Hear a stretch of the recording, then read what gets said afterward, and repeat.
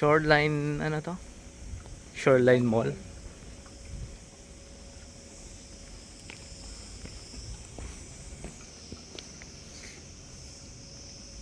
Ganda no? Kala mo may ano, swimming pool. Yung Dagat na ba yan? Hindi, ito. Ano lang yan? Parang ginawa na lang, no? Gawa lang. Para sa fountain. Yung dagat.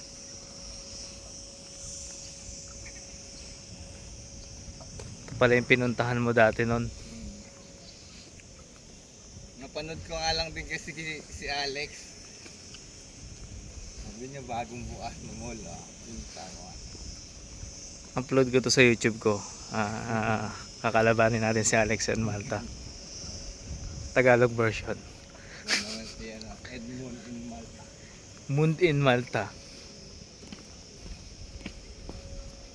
Maganda yung ano, kaso marami.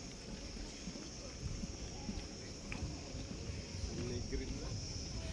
Lumot na lumot. May nga, walang lamok eh. Parang sa Baguio pre yung ano. May boating.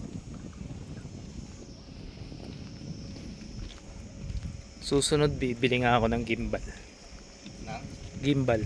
Para pag yung magta-travel ka, gamit na gamit din eh. Yung tsaka yung, hindi kasi mahirap hawakan kagaya nito, yung nakaganyan ka. Parang nakaganyan ka lang.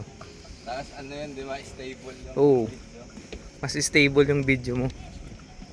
Mahal din eh. Nagtitingin ako dito, mga nasa ano, 150 din. Insta ano na lang. Insta nga. Ha? Ay, yung ano, mahal yun. Insta 350. 500 yun. Okay na tong cellphone. Lagyan na ng gimbal. Ganda ng kailan eh. X4 ba yun sa kanya? X3. Alam mo na mo. May bagong labas ngayon eh. X ano eh. Yun. Nakikita sa picture eh, di ba? Oo. Busy dun siya.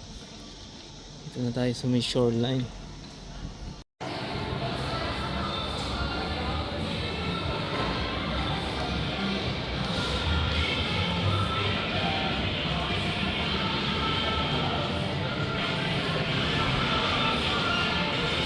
Pandora. Puro mga ano ata dito eh. Tawag dyan, mga luxury ano rin eh. No? Brand. Oo.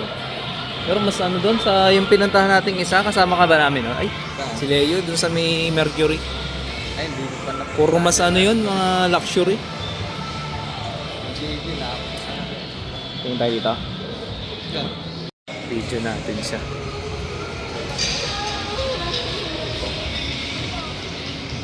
Pakita ko sa akin ni Mudra.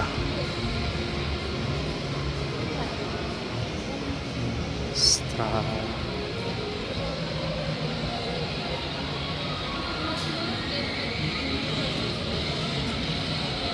May loob pa to? May mga ano pa sa loob? Wala na dito. Wala. Maliit lang din pala. Ito sa baba na. Baba mo. Tingin tayo sa baba. Diyan na intercom. May titignan ako sa intercom eh.